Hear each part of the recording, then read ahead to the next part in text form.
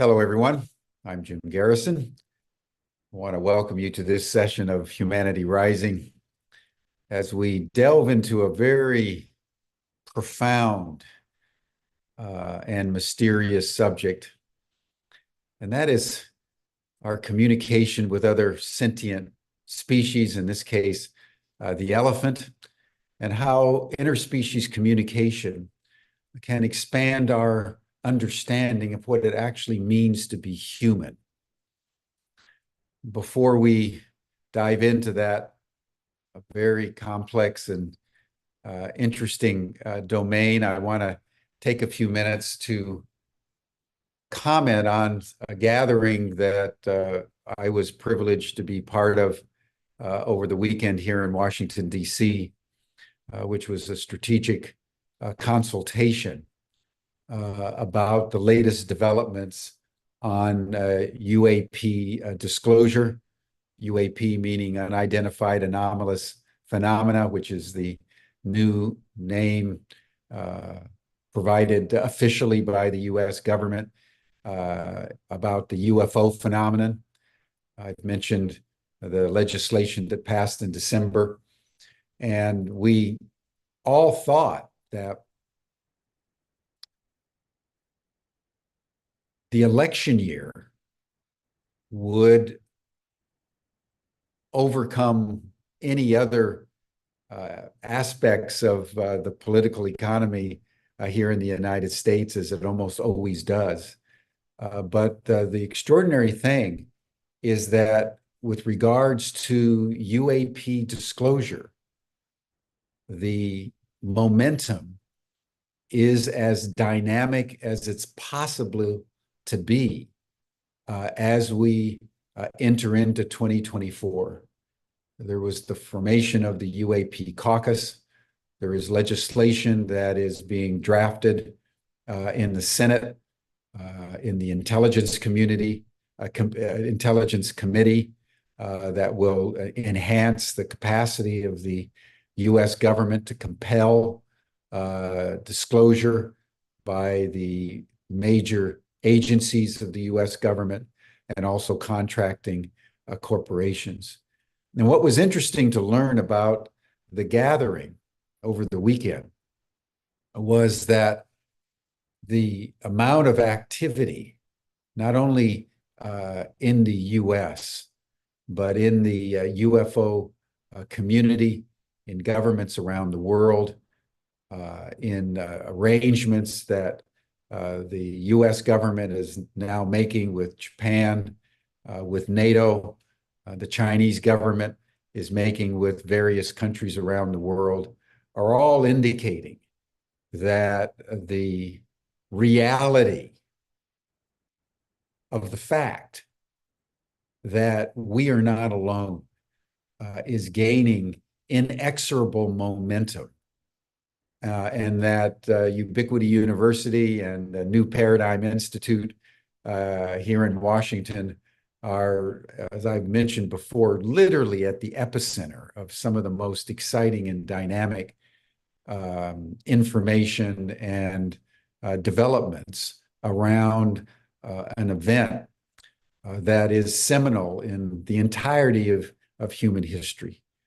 You know, one of the things that was a great learning to me is hearing from people who've had direct experience of the extraterrestrials and the description of what that phenomenon is really like and what they are seeking to do on the planet at this time. And we're going to be convening a whole week on Humanity Rising, starting, I think it's in the third week of March, bringing together the latest information. So I won't go into particular detail now, but what I want to emphasize today is that this Thursday, we are offering our first course by Daniel Sheehan, a very famous constitutional litigator of the United States, who's been involved in the UFO, UAP disclosure movement since the 1970s. He's going to be offering his first course on the history, law, and politics of unidentified anomalous phenomena. And so that's this Thursday. And I will put the link in the chat, or possibly Georg will, and we will be talking about it over the next couple of days. It's an extraordinary course, everyone, because after 80 years of secrecy and marginalization and suppression of disinformation, having an opportunity to learn what exactly are the facts that we have available to us through the best sources known about the nature and extent of alien spacecraft, alien bodies, alien communication is something that all of us need to make available to us, because we stand on the threshold of humanity's extraterrestrial moment. So understanding what has gone on and what we can take as credible, a credible fact base, is of utmost importance for all of us as we enter into this moment. So I will put the link in the chat box. It's this Thursday at 11 o'clock Pacific. And then he's going to do 2 courses, Danny Sheehan, followed by 2 courses with Richard Dolan, the preeminent historian on UFOs in the national security state. So this is a very exciting moment, and I'm thrilled to be able to announce this, and this partnership between the New Paradigm Institute and Ubiquity University, leading to master's and PhD degrees and BA degrees in extraterrestrial studies. It's the first explicitly ET studies program in history, and we're very humble about that, but we're also very excited and very, very dynamically engaged in promoting this opportunity for all of us. I'll be taking the courses just like everybody else, because we all need to know what the realities are. So thank you for joining us, everyone. Welcome to Humanity Rising. And now it's my pleasure to bring in someone who has been deeply immersed in interspecies communication for many, many years. Deena Metzger wrote a book with some colleagues called Intimate Nature, about the bond between women and animals back in 1999. And since then has been exploring deep communication and relationship with the elephants in particular, but also other animals, and has written a number of books on interspecies communication and restorative medicine. We are very honored to have Dena with us. So Dena, if you want to open your video and take yourself off mute, I'd like to welcome you to Humanity Rising. Hello. Welcome, Dena. And why don't we just start with you just telling us the story of Intimate Nature and your pathway into the very deep work that you've been doing with the elephants. Anything you want to say about restorative medicine, and then we will dialogue after that and bring in the questions of people in our chat and learn a lot from someone who's gone very deeply into this domain. So welcome. Thank you, Jim. I'm very glad to be here and intrigued with your introduction and the threshold, which requires a a certain open heart. So that I say that only because it really struck me when you were talking about the aliens, that we have such a negative attitude to them. So before we recognize that they exist, we have to open our hearts so we don't continue to be belligerent in meeting them, which is the call for everything that we're doing these days.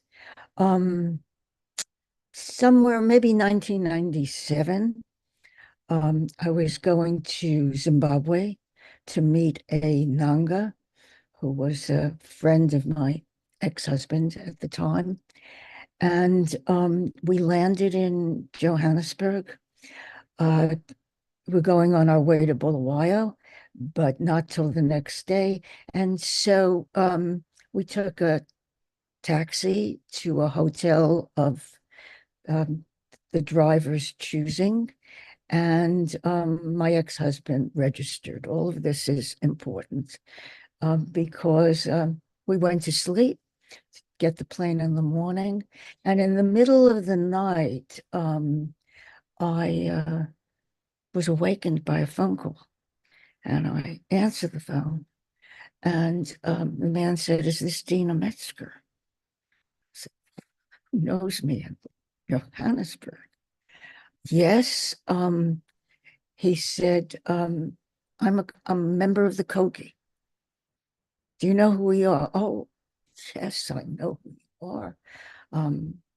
I had a friend, Victor Pereira, who was going to translate their sacred books until he got an incapacitating stroke. And so I said, "Yes, I do know who you are." They said, "We want to give you a book. We want to give you the book, and we want you to teach the pattern." And he then entered into the most complex and frustrating, where can we meet you? When can we get the book? Et cetera, et cetera, et cetera. And at some point, I said, "I didn't know there was a book. I know there's a film, but I didn't know there was a book." And he said, "Well, you need to teach the pattern. It works. How much will you pay for the book?" And I said, "Well, if it is what you say it is, I will give it my life." And then I awakened. But there was no doubt in my mind that this had been a transmission of sorts, that the Kogi had appeared. And I knew from Victor that they used to travel that way all the time when they found people they could talk with. And I, of course, gave it my life. I then discovered that there was a book, The Elder Brothers. And I had seen the film, I saw there was a book. And it seemed to me that the pattern would be to speak in all ways possible of the relationship with all the beings of the natural world. It was only actually in the last few weeks, having come back from a trip to Africa, that I really understood in particular the nature of the pattern or the way it manifests. But let me say at the same time that I met the Kogi in this way, and that my life already had that energy, but that my life had that commitment because of who they are, because they are the ones who take care of the heart of the mother, the heart of the earth. So in 1999, Intimate Nature Woman's Bond with Animals was published. It was with the Chickasaw great writer, Linda Hogan, and Brenda Peterson.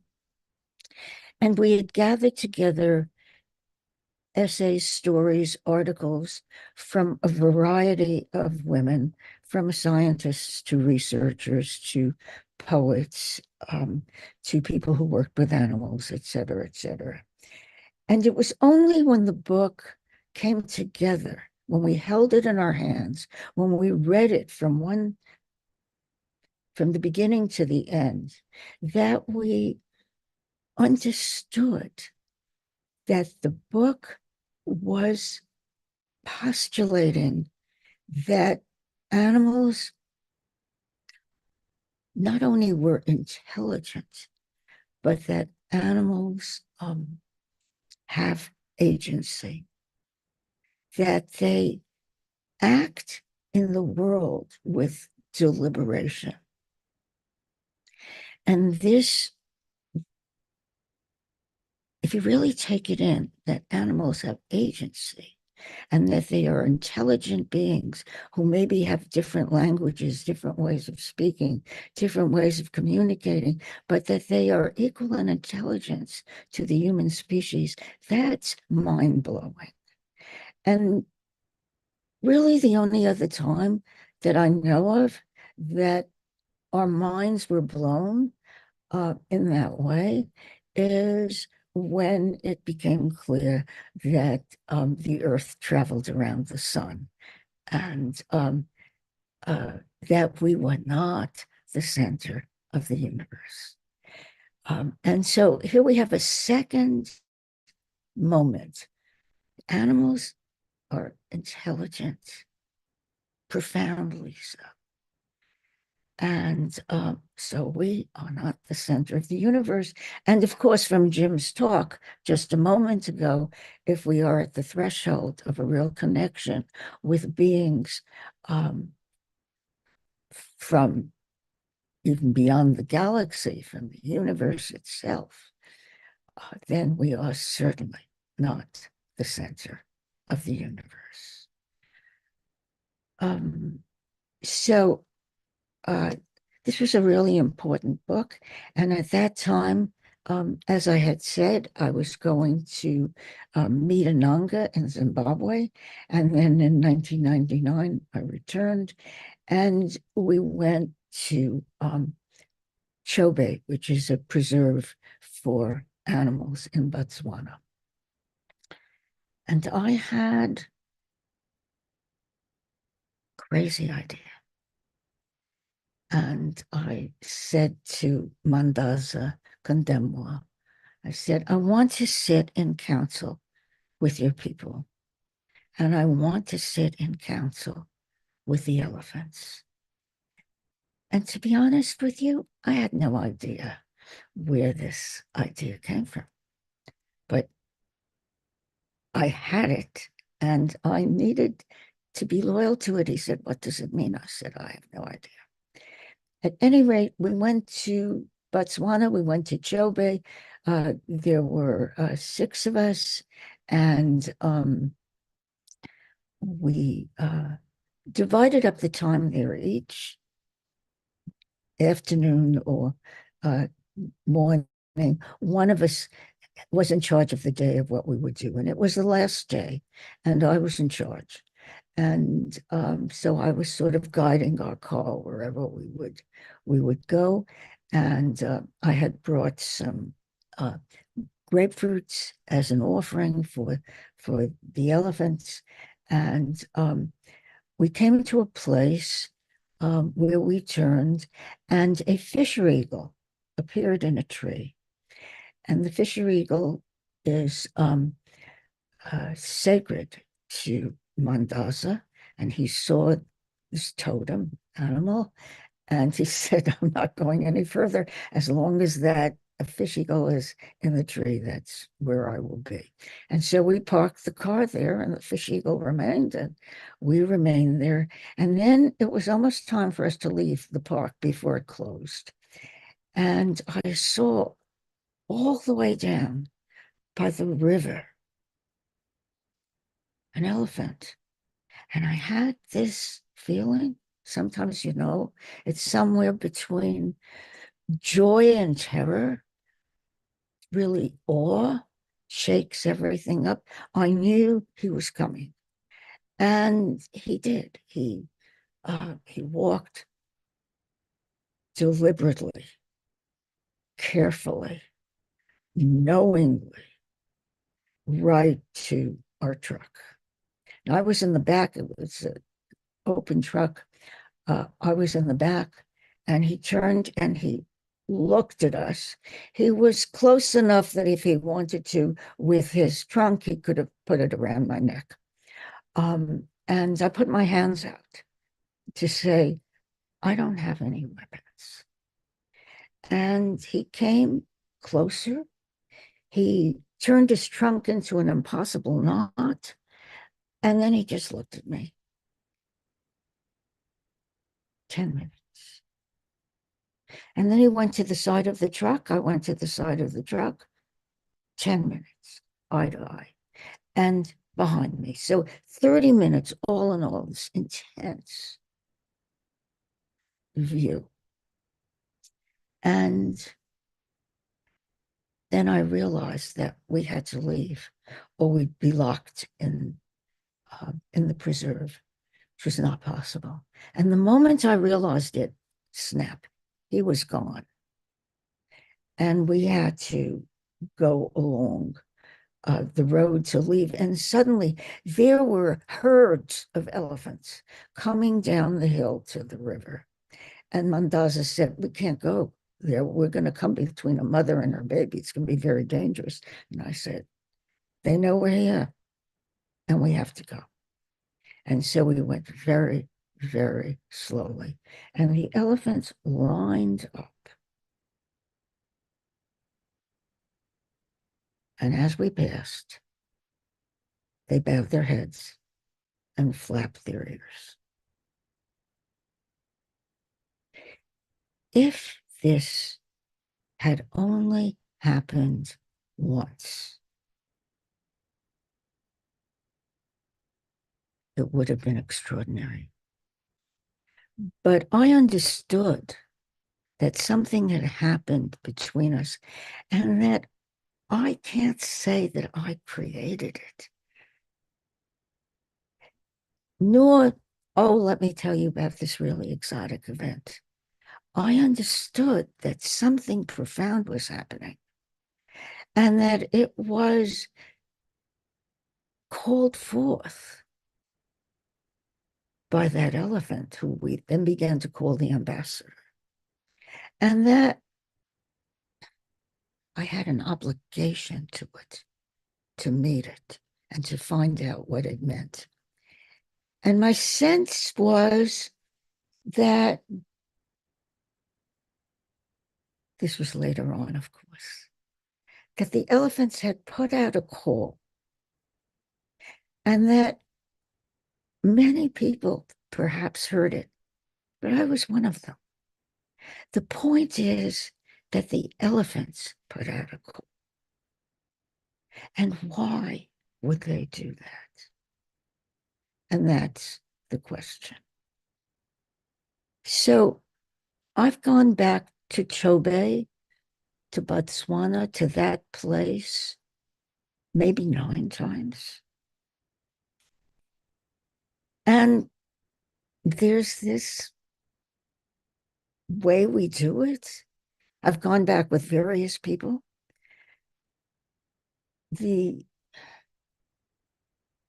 As it happens, the last hour of the last day, something happens. So, and I can tell you many stories about this. But the last time I was there was in December. And we went to the tree, which we call the Chipungo tree, the fisher eagle tree, and we waited there. And this time it was raining, And there's no reason for the elephants to come to the river when it rains. So it's the last day, and we wait and we wait. And for the first time, and maybe 9 times, and other times in other places, it had come. And of course, I was heartbroken, but also I understood. I yielded. Yes, it was raining. That made sense. But there's also something about what has happened to humanity in the last years, our incredible involvement in violence, poaching, destruction, anger, rage, everything. And maybe they gave up on us. Maybe there was just no point in coming in. So I went back to the hotel. We were going to 2 other places, and it might be that this would happen, that we would meet. The question was always in my mind, what is the purpose of this meeting, other than what is obvious, that they are coming to us and that this deserves respect. So I went back to the hotel. The next morning we had to leave, but not so early in the morning. And so I I responded very happily um, when uh, when one of the guides that we had said, I'm looking for a picture to show you, so forgive me for a second. When a guide had said, you know, your plane is a little late in the morning. I could take you out on a boat in the morning. And we had done that before. We had gone out on a boat. And so I said, sure, why not? Didn't give it a thought. And then, and then we went down in the boat. We went along the shore. There were not a lot of elephants. There were not a lot of animals. That was kind of odd. We went to the end of the where, where the river turned, and then we came back, and we were about 5 minutes from the pier when suddenly the animals, the elephants, ran down to the shore. I figure out how to do this. Let's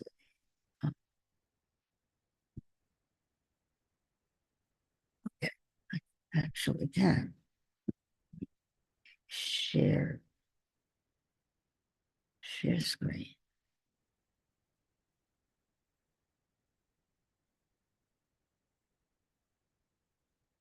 They ran down.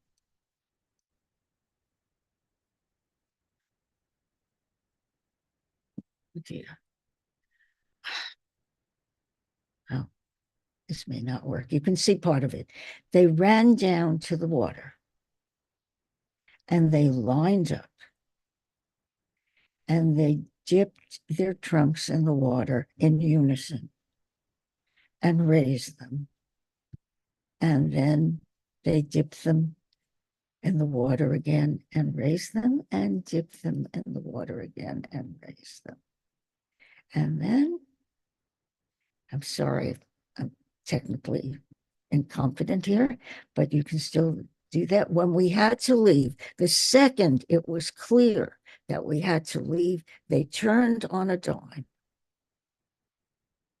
and left.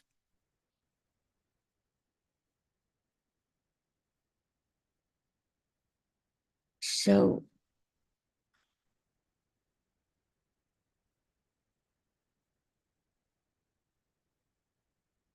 There was something about that pattern that they turned on a dime, that they had lined up in the way they had lined up, that lineup was so much like what I had seen this time when I was in Africa, which is the resonance with which animals communicate to each other. And we listen to them. We listen to the sounds they make because we make sounds. So we think that they communicate with sounds. And probably they do. I know that ravens have a lot of calls, and I like listening, particularly to their mating calls. They're quite gorgeous, like listening to them each spring outside the house. But animals also communicate in very different ways. They are in a an energetic field. And I think they are in an energetic field that we have no perception of, that we do not understand. And so they can move this way. They can move together. They can move in unison. And the other thing that the elephants did, because each of the 9 times I was there was another story. There was another narrative enactment in which their awareness of us was communicated. And possibly more, which I don't pretend to understand. This is such a mystery. But they know how to act in relationship to a human so that something is communicated through their actions. Once they blocked the road when it was time for us to leave, that, last moment, last hour of the last day under the tree, time to leave because the park is going to be closed. And they closed the road. They lined up along the road because another car before us had gone through very rudely and had almost run over a baby elephant. And they were furious. So they blocked the road. So we turned the car off and said, well, in your hands. And then they parted. Or once, the one I think was the ambassador, the same one, threw me a bone. Now you have to understand a bone is the most sacred object for an elephant because they really revere the dead. And this is a thigh bone, about this size. It's right up in front of my desk here. It's on the altar. And I thought, this is the most sacred act. When you're involved in the sacred with another being, you're somewhere else. That is really humble. And it occurred to me this time when I was in Africa with all the things that I saw, that the elephants are intelligent and have agency and live in a sacred universe. And what is it that they have to teach us? It is the sacred.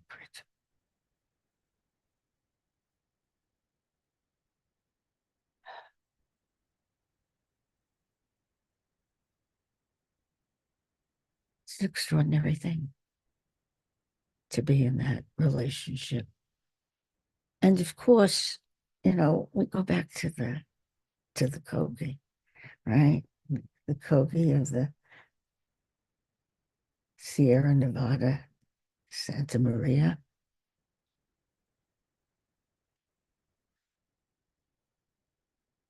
Those who take care of the heart of the world, the heart of the mother. They understand that the earth is the mother. They said, teach the pattern. And the pattern is this resonance. The pattern is this ability to connect and to feel each other so profoundly that even though each one, particularly with the elephants, is an individual, they are in a profound we. They are in an understanding of what is necessary and good for the community. And so they have to teach us the relationship with the sacred and the relationship with the earth and the relationship with the sacred. And they take such exquisite care of each other. And they are not aggressive. And they are not belligerent. But they will protect themselves and each other, and particularly the children.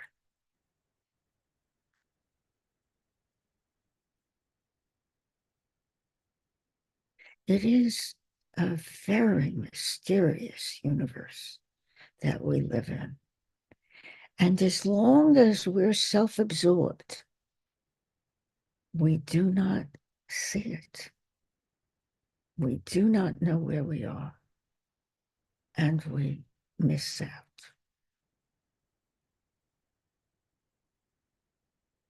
I think I'd like to stop here and love to have a conversation with you, Jim, from here in. Thank you, Dena. It must have indeed been an extraordinary, just personal experience to have that first encounter with the elephants that you told us about, and just realize existentially in that moment just the majesty of life. Yes. And the intimacy of nature. That was a well-titled book, The Intimacy, the Intimate Nature. That's a beautiful, beautiful notion. But you said it right, majesty and intimacy, right? Yeah. Two of them. Yeah, it's just kind of, you're overwhelmed. I could feel you were just overwhelmed with wonder. I mean, it's all these years later, I'm still overwhelmed with. Yeah. Right. Yeah. And it just feels like they know what we should know. How do you communicate this to us so that we understand? Yeah. And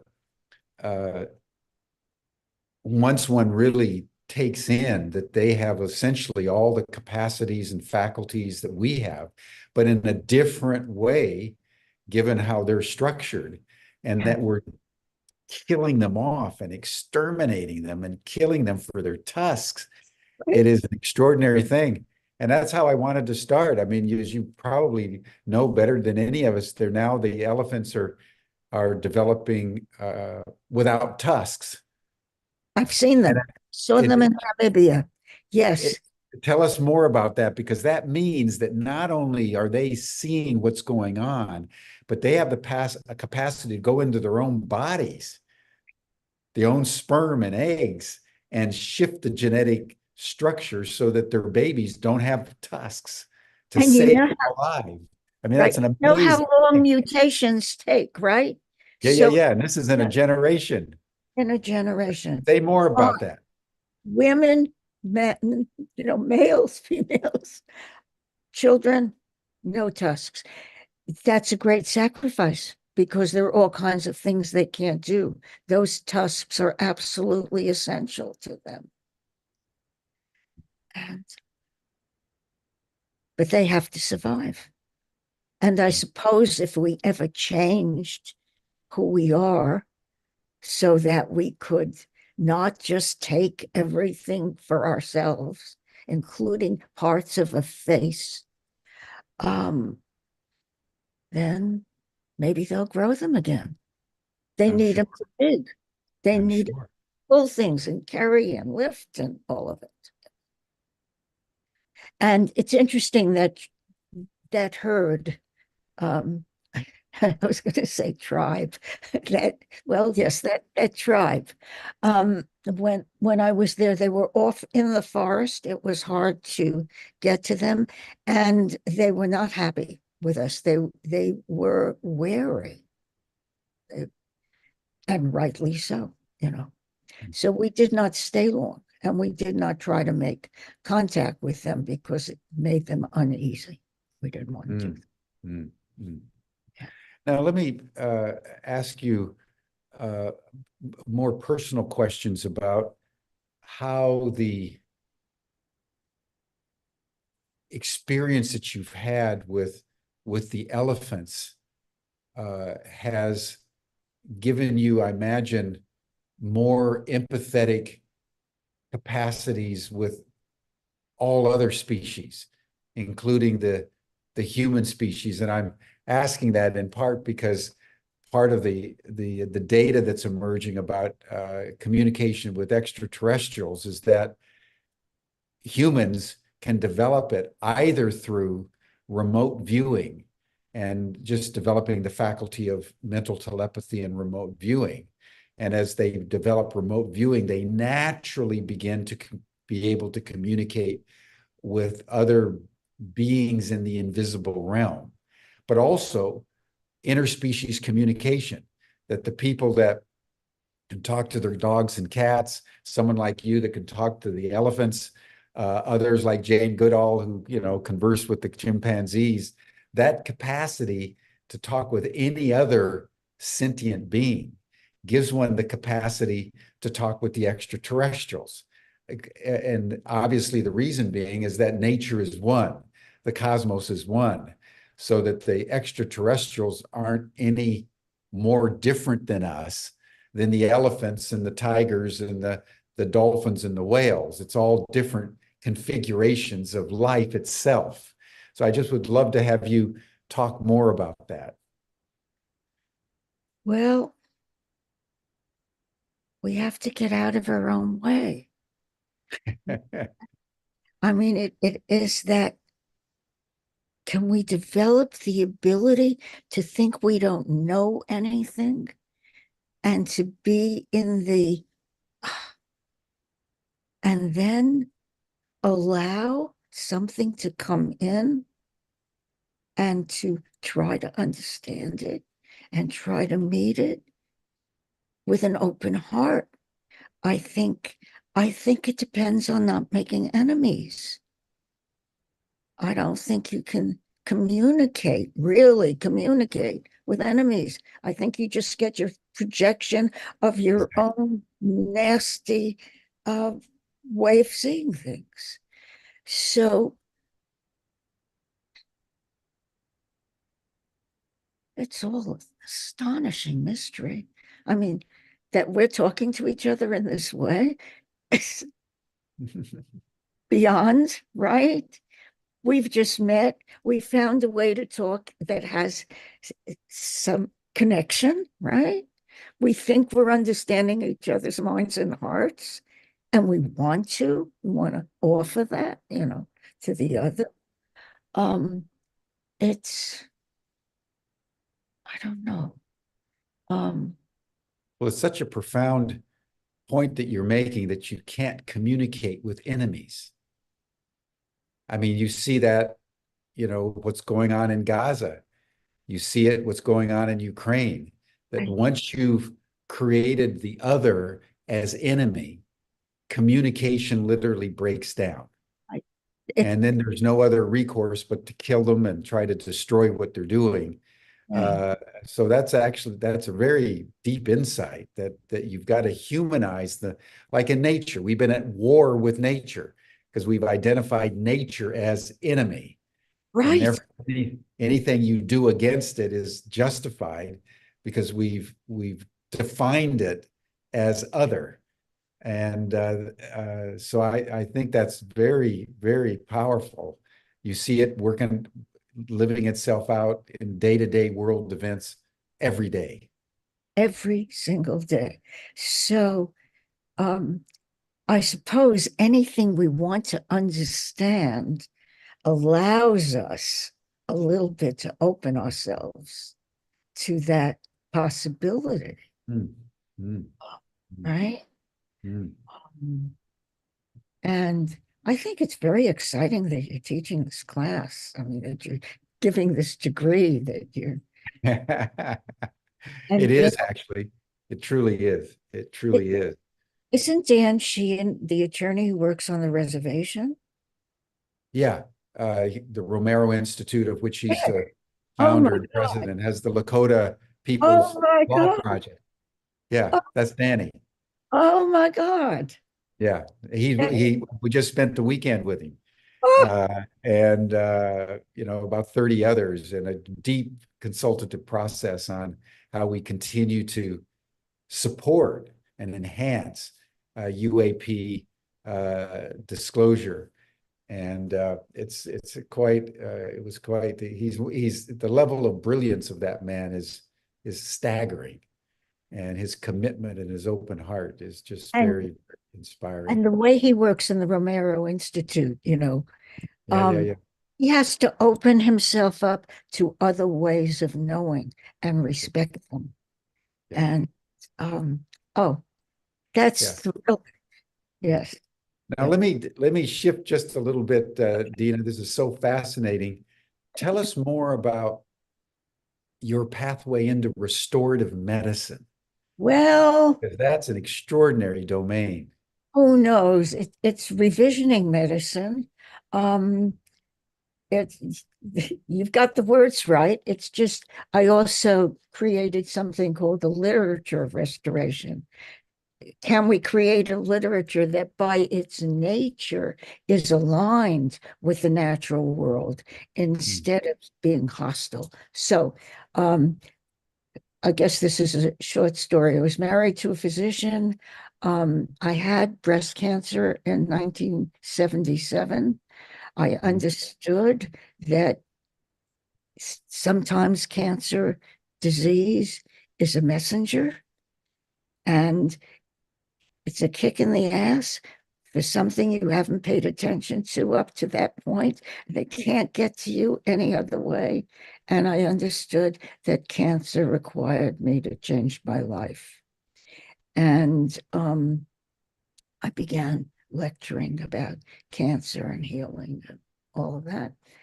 And I looked very closely at medicine and I understood that the medical way is a culture, that the way doctors and medicine people think and medical people think creates a culture. So we're making war on cancer and we're making war on this and we're making war on that. And so we make war. What we do, we make war on the body. We're going to kill the cancer cell. The cancer cell, among other things, first victim of environmental destruction, right? Why would we kill someone that's already suffering in this way? We want to restore them, right word. So I began to gather medical people. And the first question I asked was, can medical people be medicine people?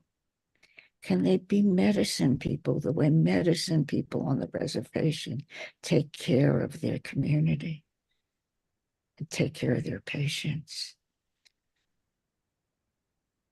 Can we get out of the domination of the insurance companies and the pharmaceuticals? And can we return to healing? Can physicians remember what it's like to be a healer? Can they be in right relationship to their patients? You know, can they be intimate with them? I gave a talk once. I think that this was at the American Association for Environmental Medicine. And I started it by saying, 50% of you are going to have cancer. They didn't want to know it. The chair put his newspaper up, his Times up while I was talking, because he didn't want that intimacy, wanted the power, right? No, medicine is about healing. So I gather people who really care about that. They want to talk to each other about it. They want to see how, despite what's happening with private practice being bought up for profit, want to see if they can really practice medicine in the old ways, because that's what their soul is calling them to.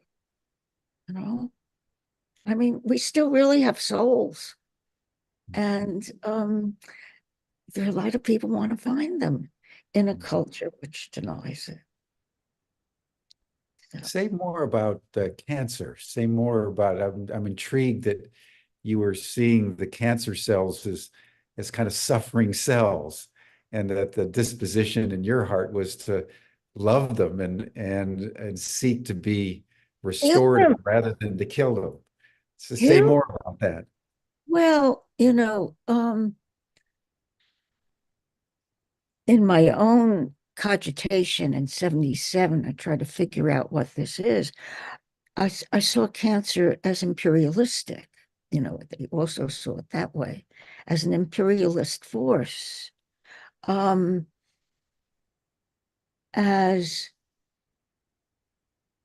an entity that went into an area, took it over, used up all its resources, polluted it beyond telling, and then everybody died.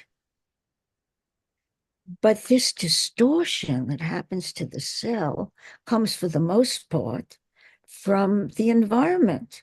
And of course, we're given all this BS about genetics because we want to blame the victim on it. And we do not want to take responsibility for the fact that we are creating a world in which we can't survive, the animals can't survive, the cells can't survive, no one can survive.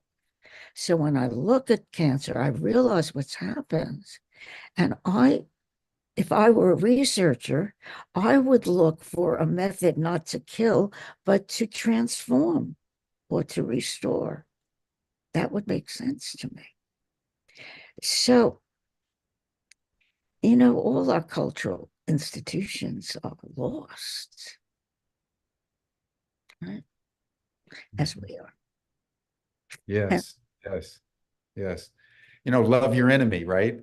The cancer cells is perceived as an enemy, and instead of cutting it out and stopping the communication, what you're suggesting is that we envelop it with love and affirmation. No, I'm saying that we need to create research and treatment that instead of killing, transforms. Yes, there you go. There you go. Instead of killing, to transform. Right. Yeah. right. And if we can do that, that's effective. Everybody lives. Otherwise, of course, we have to cut it out. I had a mastectomy, of course. You know, I didn't pretend I could love it to life. No, that's naive. But I think there's something wrong with the way we approach disease. Oh, for And sure. yeah, uh, Sure. yeah. So that's really it, you know. And I also think that, and which I've learned over these years of working with people, is that the illness tells a story.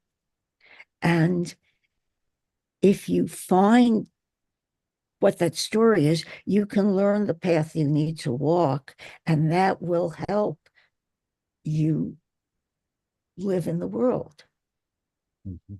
Well, let's turn to that because I know you've done a lot of storytelling and writing and so forth. Uh, that's a whole very interesting aspect of your work, is not only communing with the elephants and engaging in restorative medicine, but also the literature, the writing of the stories. So tell us about the restorative power of storytelling.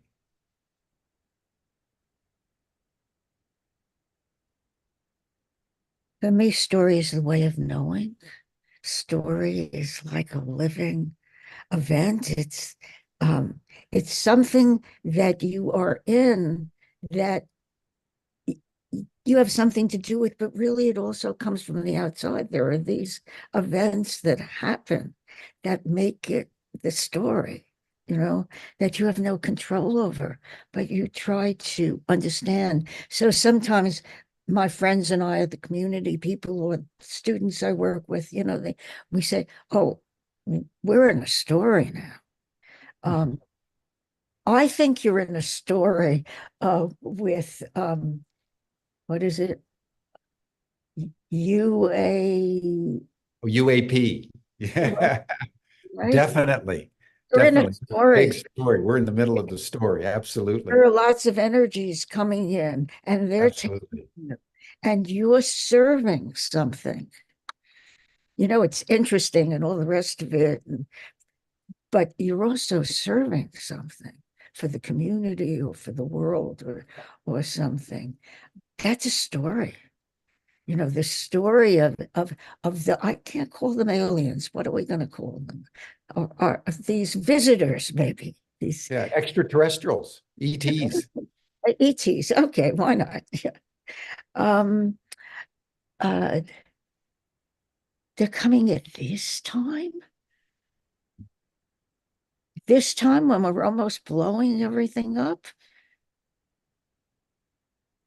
If there's a divine, you have to believe that the divine may have sent them. Like, really, we've got to do something with these guys. Um, Well, so, that's in fact the assertion of people who know a lot more about it than I do, that in uh-huh, fact it was our development of nuclear weapons technology right. and the capacity to kill that alerted them that there's something wrong on planet Earth and we better get down there and see what's going on, and see if we can rectify the situation. So there's a direct link between what we're doing and the fact that they've showed up right at the moment when we're about ready to blow ourselves up, literally. Literally, absolutely. I believe that 1,000%. And I Yeah, think that's why the animals are coming. yeah, Also, because they're being destroyed. There's no habitat. There's no, yeah, yeah. yeah. And that, just to kind of conclude here, I'd like to return to the Kogi. I am so fascinated that you were contacted by the Kogi because we've been talking a lot on Humanity Rising about the prophecy that they have now disseminated out to the world, that basically the day of reckoning is upon us. And between June of 2024 and the end of 2026, there's going to be a reckoning. and the Mother Earth is going to be restoring herself with or without us. Right. And so it's fascinating to me, Dena, that you were contacted, in the middle of the night by the Kogi, and you've ended up doing what you're doing because this is exactly what humans should be doing right now, Right. Right. is relinking with the enemy of nature and turning it into an intelligible friend.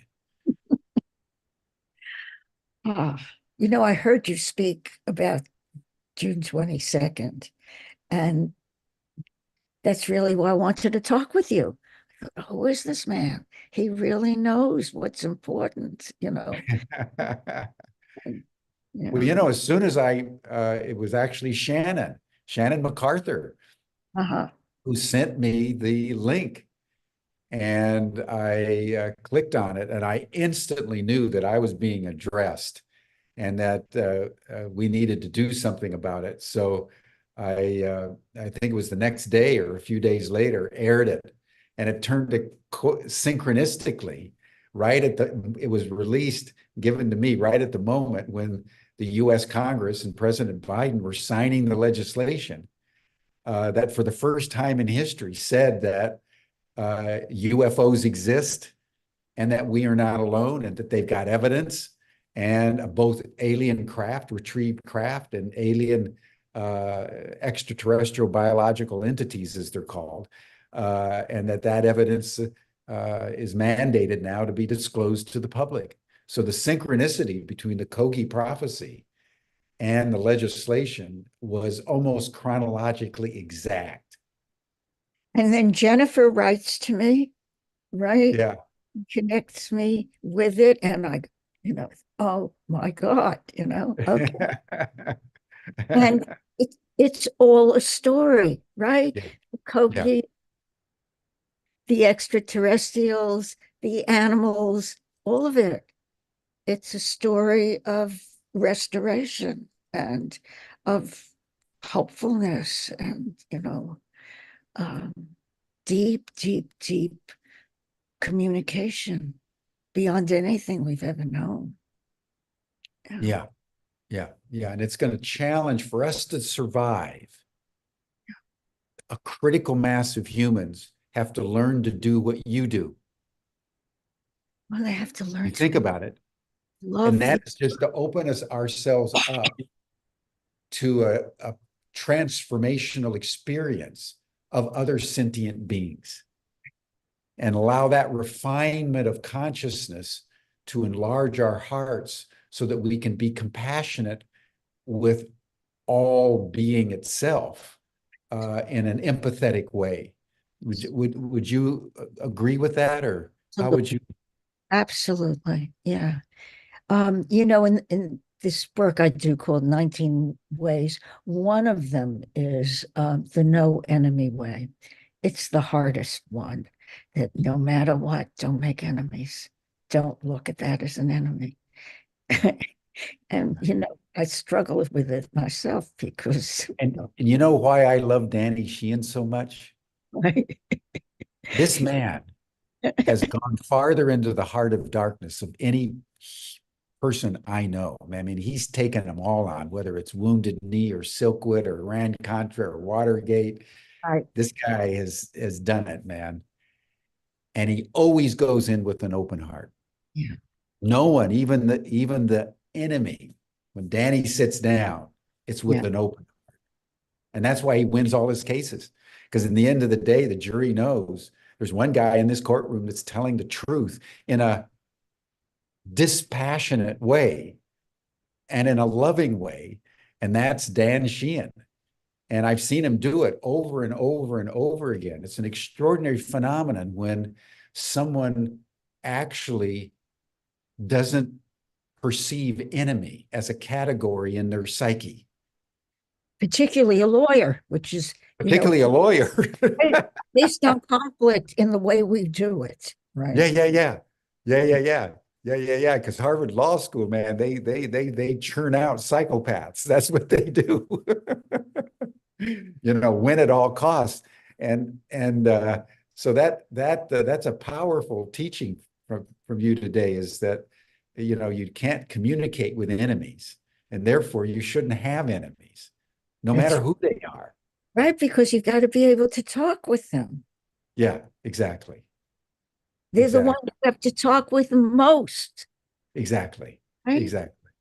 Exactly. You And this is one of the beautiful things, Dena, about working on the UAP disclosure, is it's the one issue in Washington, the only issue in Washington that's bipartisan.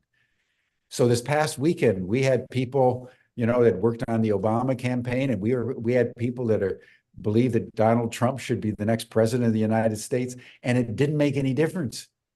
That was just sort of interesting, because what we were really working on together with equal enthusiasm and conviction and esprit de corps is, how do we bring into the light of day the reality that humanity is not alone, and that we can embrace our cosmic moment with an open heart, and to be able to sit down with people from the extreme left and the extreme right, who under any other circumstances actually consider the other to be an enemy, but in this circumstance are friends and warm-hearted colleagues, has been an extraordinarily mind-blowing experience for me, in the truth that you're bringing through today, that enemy should not be a category.